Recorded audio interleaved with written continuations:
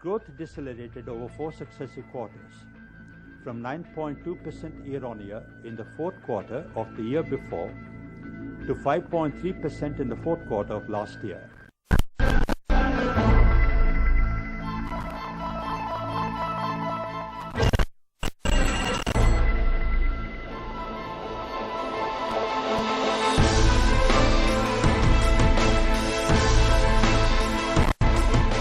6-7 years ago, if China was mentioned 3 times, India would be mentioned once. Today, China is mentioned 30 times, India is not mentioned even once.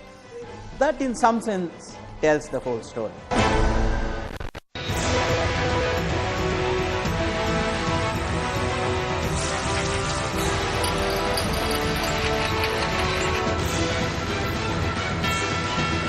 Very fixated on this issue. It's extremely important that we can say that the economy has hit the bottom and is now beginning to move back. You know, in order to reach 6%, we would need to grow in the next 6 months 6.5%. It is going to be a long drawn-out process getting back to 9%, but getting back is entirely possible. It will be extremely foolish of us if we take this relatively dark period to begin to assume that we can never get back to where we were.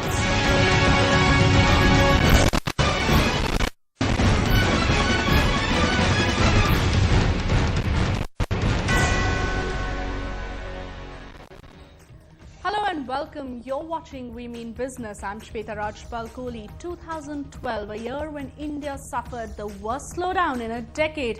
A string of new scams and controversies, regressive tax policies, rising prices, cancellation of telecom licenses, a major power blackout and a large airline getting grounded. Just some of the events that defined this year. But there was some good news as well, especially with the government pushing through some tough critical reforms in the second half of the year. On the show today, we're discussing if we're headed for an easier and happier 2013 on the economic front. Will we see reforms gathering momentum, or will the slowdown hangover of 2012 continue to haunt us?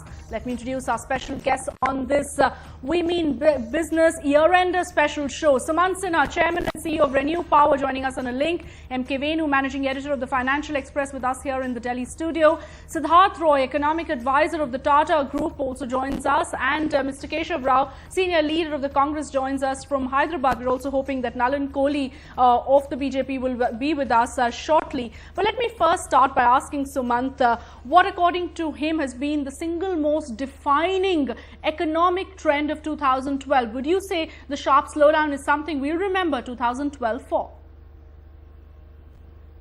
Oh, absolutely, Shweta. I think that before the slowdown hit us, I think in the first quarter of this calendar year, we had seen much higher growth rates.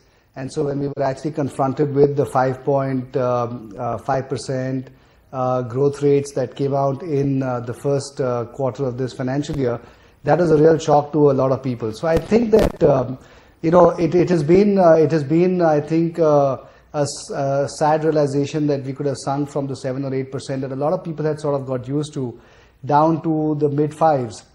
And now at this point, we're still sort of patting ourselves on the back and saying, you know what, we're still better than the rest of the world. So I think that's been a bit of a realization.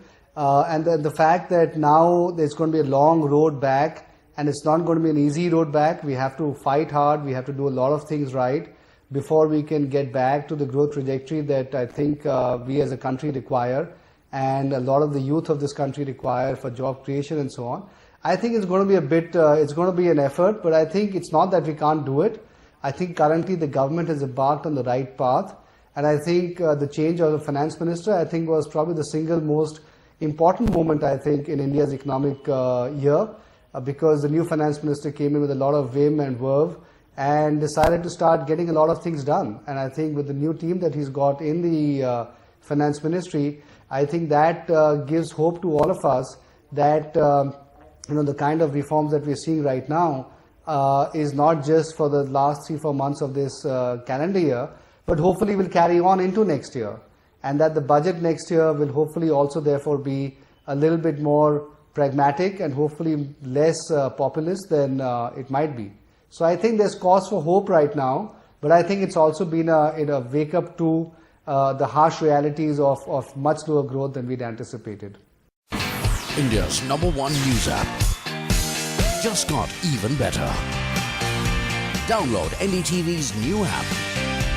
Fully optimized for retina display. Full screen view. Faster response time. And Sudoku. NDTV's new iPad app.